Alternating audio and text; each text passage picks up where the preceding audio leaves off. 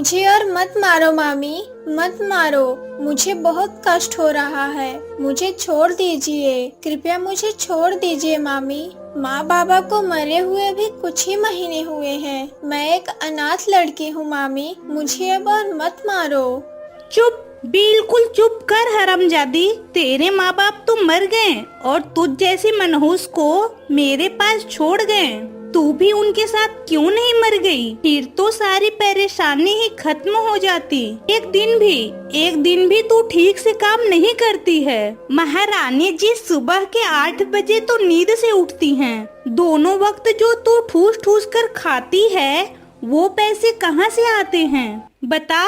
काम करने में जितनी बेकार है उससे ज्यादा तो तेरा चेहरा बेकार है। सब मिलाकर पूरी तरह भद्दी लगती है, भद्दी। चेहरा तो कोयले जैसा काला और काम पूछो ही मत।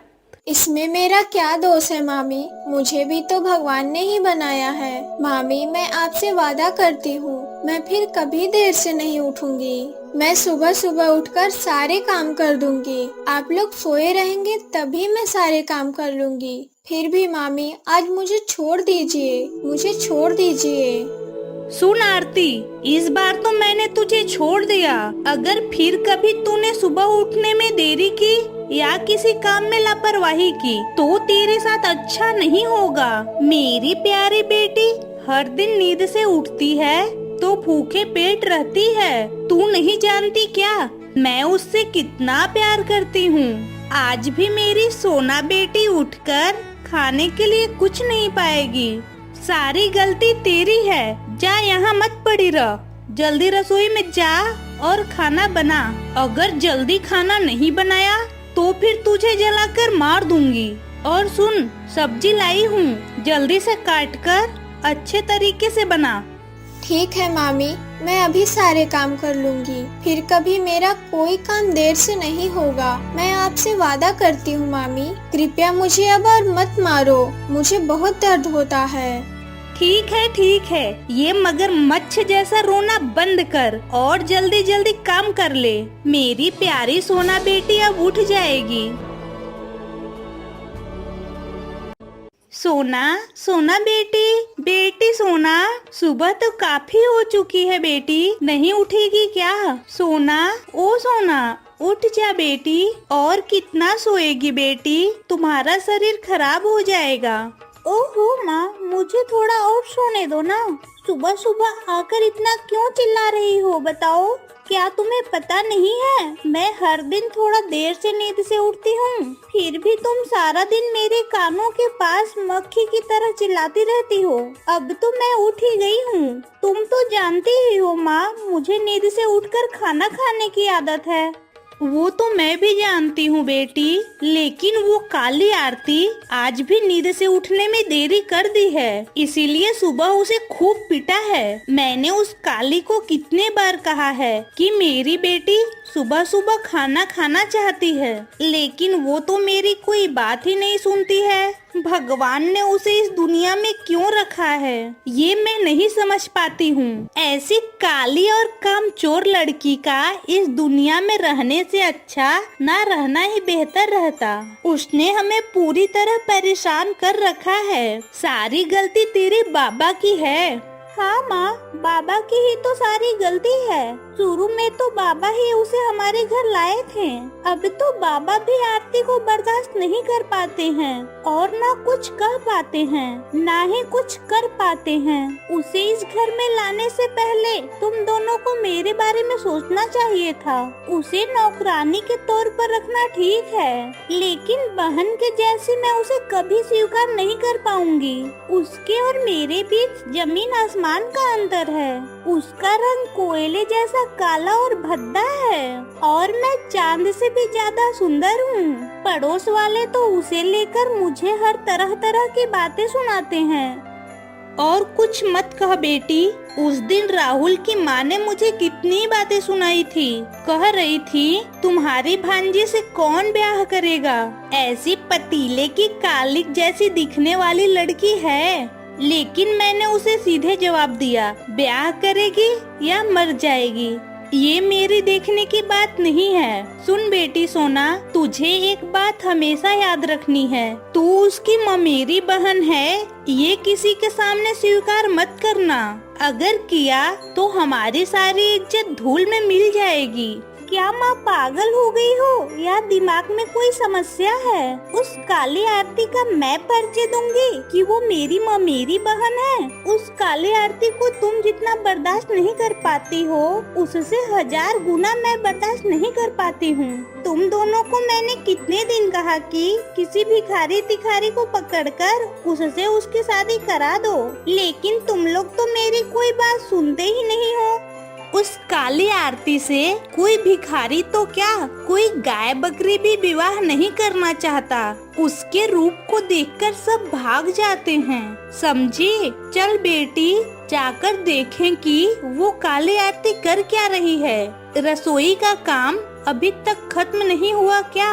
हाँ माँ, चलो जाकर देखें कि वो निकम्मी लड़की क्या कर रही है अभी तक। मेरे पेट में भूख से चूहे दौड़ रहे हैं। ओह माँ, देखो देखो, अभी तक ये कामचोर लड़की सब्जी ही काट रही है। खाने का तो कोई अता पता ही नहीं दिख रहा है। क्या मैं दोपहर को खाना खा पाऊंगी? इस तरह काम करोगी तो मेरा रूप और सुंदरता सब कुछ खराब हो जाएगी। खाना न मिलने से मैं कंकाल की तरह पतली हो जाऊंगी। ओह माँ, उसे कुछ कहो तुम। देखो कैसे टकटकाकर मेरी तरह देख रही है, लगता है अभी मुझे ही खा लेगी। ए निकम्मी शैतान लड़की, तेरा अभी रसोई का समय है क्या? तुझे सब्जी काटने को 1 घंटे पहले दिया था और वो सब्जी भी तूने एक भी नहीं काटी है। इस तरह काम करेगी तो मेरी प्यारी बेटी क्या खाएगी बता? मामी और सोना दीदी, मैंने चावल बना लिया है, बस सब्जी बनानी है। कल रात को खा नहीं पाई थी, इसलिए मेरा सिर चक्कर सा खा रहा है। आप लोग थोड़ा जाकर बैठ जाइए, सब्जी भी मैं अभी बना लूंगी, मुझे ज्यादा समय नहीं लगेगा मामी। ओरे बाबा रे बाबा, लगता है रानी साहबा हमें हुक्म दे रही हैं। तेरे हुक्म से ये घर नहीं चलेगा, समझी काली? इस तरह बात कर रही है, लगता है तू हम पर बहुत बड़ा उपकार कर रही है। कृपया गुस्सा मत कीजिए मामी, कृपया आप थोड़ा शांत हो जाइए। मैं सच कह रही हूँ, मेरा सिर कुछ अजीब सा लग रहा था। मेरी बातों पर आप लोग थोड़ा भरोसा कीजिए। मैं भी तो एक इंसान हूँ, सारा दिन काम करती हूँ, फिर भी 2 रोटी भी ठीक ठाक से नहीं खा पाती हूँ।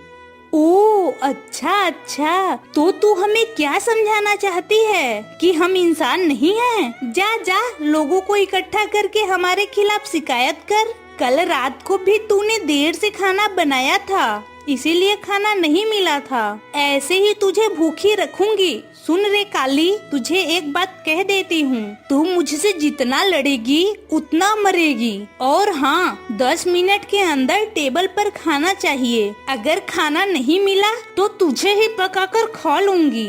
माँ ने क्या कहा सुन लिया ना? अब चुपचाप काम कर और इस तरह मुझे देखकर बिल्कुल मत रोना। तुझे रोते हुए तो देखकर और भी भद्दा लगता है। आप लोग मेरा और अपमान मत करो, मुझे बहुत कष्ट हो रहा है। सोना दीदी आपके तो माँ है, बाबा है, आपका दुख आपकी तकलीफें वो समझ लेते हैं, लेकिन मेरा तो कोई नहीं है। मेरे दुख मैं किसी को नहीं बता पाती हूँ और मैं तो आपकी पराई नहीं हूँ, फिर भी आप मेरे साथ ऐसा क्यों व्यवहार करती हो? मुझे आप लोग थोड़ा समझो मामी, आप लोग थोड़ा दया करके बैठ जाइए, मैं कुछ ही देर में खाना तैयार कर दूंगी। ठीक है काली माता, अब एक भी शब्द मत बोल। तेरी बातें मुझे जहर की तरह लगती है और भां भां करके बिल्कुल मत रोना। माँ, बाबा, आप लोग मुझे छोड़कर क्यों चले गए? मुझे अपने साथ क्यों नहीं ले गए? माँ बाबा, आप मुझे कितना प्यार करते थे, कोई मुझे आपकी तरह प्यार नहीं करता। काली होने की वजह से सब मुझसे नफरत करते हैं। अगर भगवान ने मुझे काला बनाया है, इसमें मेरा क्या दोष है? माँ बाबा, आपकी 2 तस्वीरें मेरे पास थी, उसे भी उन्होंने रखने नहीं दिया, उसे उन्होंने जला डाला। माँ बाबा, आपके मरने के बाद मेरी जिंदगी थम सी गई है। बिल्कुल रुक गई है। मेरी बहन सोना को उसके माँ बाबा कितना प्यार करते हैं और मुझे प्यार तो दूर, मुझे नौकर की तरह खटाया जाता है। माँ, आप वापस आ जाओ। माँ बाबा, आप वापस आ जाओ, वरना मुझे अपने पास बुला लो। ये जिंदगी और ये दुख मैं और बर्दाश्त नहीं कर पाती हूँ, बिल्कुल बर्दाश्त नहीं कर पाती हूँ। असल में सारा दोष मेरे भाग्य का ही है। जन्म के बाद माँ बाप का प्यार पाकर मैं तो खुद को भूल ही गई थी। मैं काली हूँ या सुंदरी हूँ, मैं अच्छी हूँ या बुरी, सब कुछ भूल गई थी। लेकिन आपका प्यार मेरे नसीब में कहाँ था? आपको इतनी जल्दी मैंने खो दिया। माँ, आप इतनी जल्दी क्यों चली गई? क्यों रे नवाब जादी, यहाँ क्या हो रहा है? तू इतनी देर तक क्या बड़बड़ा रही थी? मैं और मेरी सोना बेटी ने बाहर से सब कुछ सुन लिया है। तू रो रो कर अपने माँ बाप से क्या कह रही थी? बता, क्या कह रही थी? मामी, माँ बाबा की अचानक से बहुत याद आ रही थी, इसलिए उनके साथ ख्यालों में थोड़ी बात कर रही थी बस। माँ, तुम इसकी बात बिल्कुल मत सुनो। ये क्या कह रही थी वो मैं तुम्हें बता रही हूँ। ये रो रो कर कह रही थी कि हम दोनों मिलकर इसे बहुत सताते और मारते हैं, इस पर अत्याचार करते हैं, खाने को नहीं देते हैं और हम बहुत बुरे इंसान हैं। ये इतनी देर से यही सब कह रही थी। नहीं नहीं सोना दीदी, मैंने ये सब कभी नहीं किया। कृपया मुझ पर झूठा आरोप मत लगाओ। मैं बस ख्यालों में अपने माँ बाबा से बात कर रही थी। आप लोग मेरे अपने हो। आपके लिए ऐसी बुरी बातें मैं कभी नहीं कर सकती हूँ दीदी, मेरा विश्वास करो। कौन सच बोल रहा है और कौन झूठ बोल रहा है वो मुझे सुनाने की जरूरत नहीं है। बहुत हो गया, अब तेरे इस कुकर्मों को और मैं बर्दाश्त नहीं कर सकती हूँ। मामी, मैंने आप लोगों को कुछ भी नहीं कहा, मुझ पर थोड़ा विश्वास कीजिए। माँ, इस पर बिल्कुल विश्वास मत करो। इसे इस घर से अभी निकाल दो। देखो माँ, ये हमारे घर के दुश्मन है। ये निश्चित रूप से जब तालाब से पानी लेने जाती है तब गांव वाले से हमारे बारे में कुछ न कुछ कह देती है। मैं अब सब समझ रही हूँ। नहीं नहीं दीदी, मैं अपनी मरी माँ की कसम खाकर कहती हूँ, मैं ये सब कभी नहीं कर सकती हूँ। सुन आरती, हमारे सामने अच्छी बनने की बिल्कुल कोशिश मत कर। तुझे हम अच्छे से जानते हैं कि तू कैसी है। हाय रे मेरी फूटी हुई किस्मत, कोई तो मुझ पर थोड़ा विश्वास करो। मैंने आपके बारे में किसी के सामने कभी कुछ बुरा नहीं कहा। आप लोग मेरे अपने हो और अपने लोगों की बुराई क्या कोई कर सकता है क्या? सुन काली कलूटी, मेरी बेटी ने जब कहा कि तुझे घर से निकाल दूं, तो तू अभी इसी वक्त घर छोड़कर चली जा। तुझे हम और बर्दाश्त नहीं कर सकते हैं। तू हमारे घर की कचरा है, बहुत ही गंदा और मैला कूड़ा है। ऐसे कूड़े की जगह घर के बाहर कूड़ेदान में ही अच्छा लगता है। ठीक है, जब आप लोग मुझे इस घर में नहीं रहने दोगे तो मैं चली जाती हूँ, लेकिन आपके लिए हमेशा प्रार्थना करूँगी। आप लोग हमेशा सुखी रहो।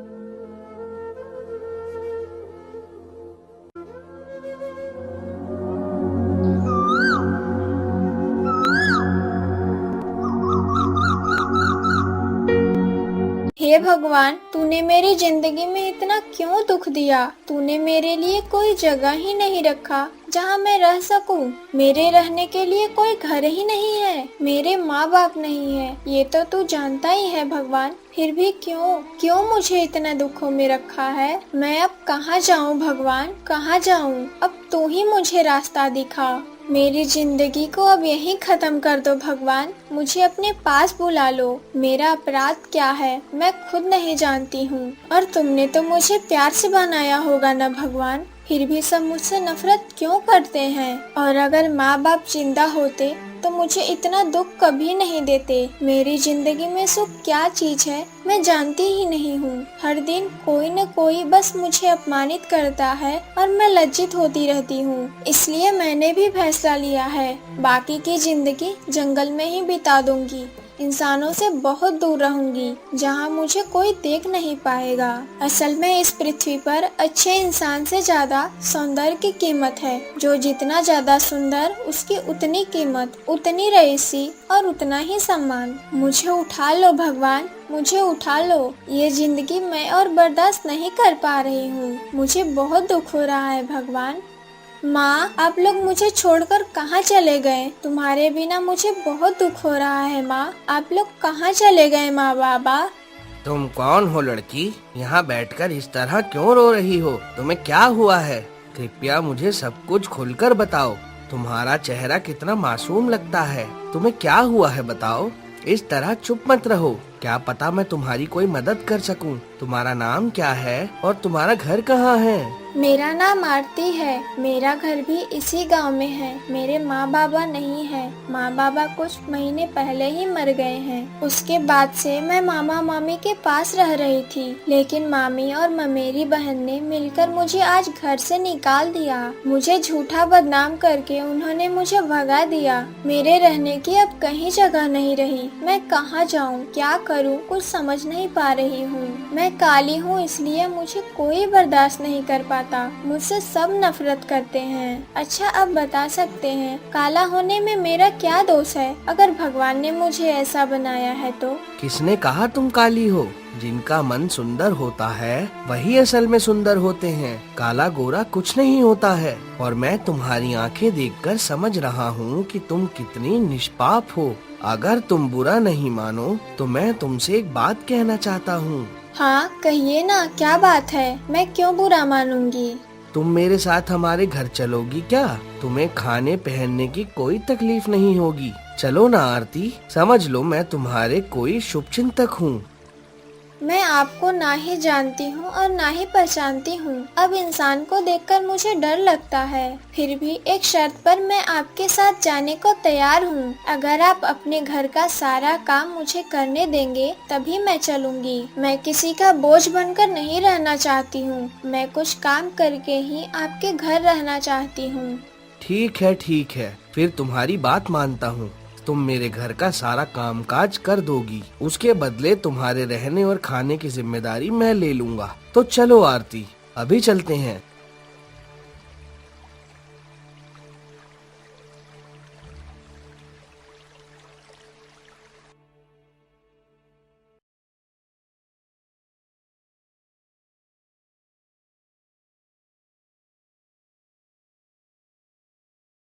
उस काली आरती के जाने के बाद से घर कुछ और ही हो गया है। वो हमारे लिए कितनी बड़ी आफत थी, वो तो अब अच्छे से समझ रही हूँ। अब निश्चिंत होकर तेरी धूमधाम से शादी करूँगी। हाँ माँ, तुमने बिल्कुल सही बात कही है। हमने उसे जितना सताया था वो तो परेशान होकर भाग गई। काफी दिनों बाद वो अपनी गटर जैसी काली और बदसूरत शक्ल लेकर गई।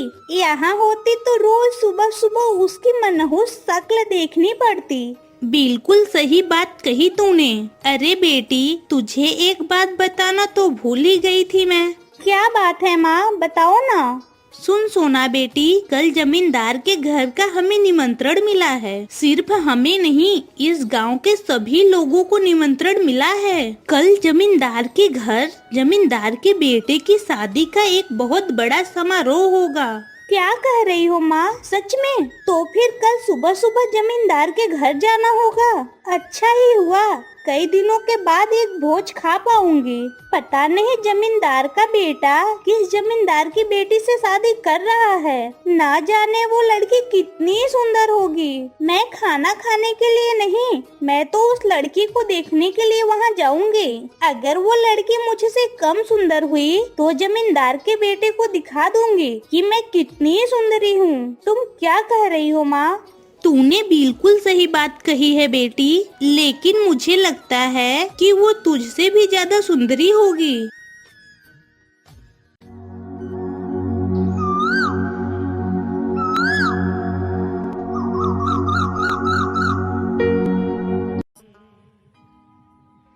मेरी शादी में आप सभी का स्वागत है।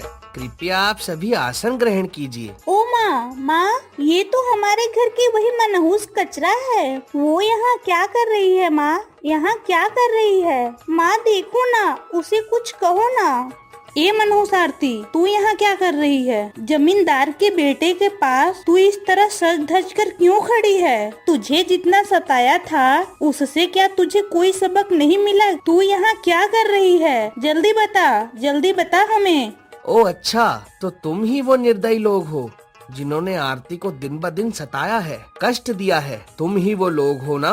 तो सुनो, एक बात कान खोल कर सुन लो। तुम्हारी आरती अब तुम्हारे घर की कुछ नहीं है, वो अब जमींदार के बेटे की पत्नी है। तुम लोग तो अच्छे तरीके से जानते हो जमींदार के बेटे की पत्नी से बात करने की सजा कैसी हो सकती है। तुम्हारी इतनी हिम्मत, इतना बड़ा साहस कि मेरे सामने मेरी पत्नी को धमकी दे रही हो। छोटे जमींदार साहब, हमें माफ कर दीजिए, हम वास्तव में समझ नहीं पाए थे।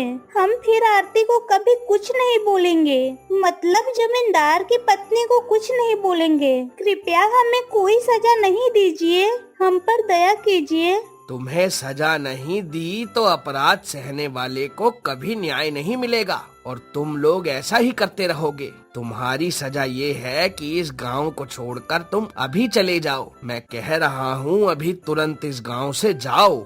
ठीक है जमींदार साहब, हम इस गांव को छोड़कर चले जा रहे हैं। सुनो आरती, इस दुनिया के लिए तुम सबसे काली हो सकती हो, लेकिन मेरे लिए तुम विश्व सुंदरी हो। अपने जिंदगी में तुम्हें अपनी पत्नी के रूप में पाकर मैं सबसे ज्यादा खुश हूँ। तुम्हारे कष्ट के दिन खत्म हो गए हैं भाग्यवान, तुम्हारे कष्ट के दिन खत्म हो गए। अब से तुम मेरे पास सबसे सुरक्षित रहोगी, सबसे सुरक्षित।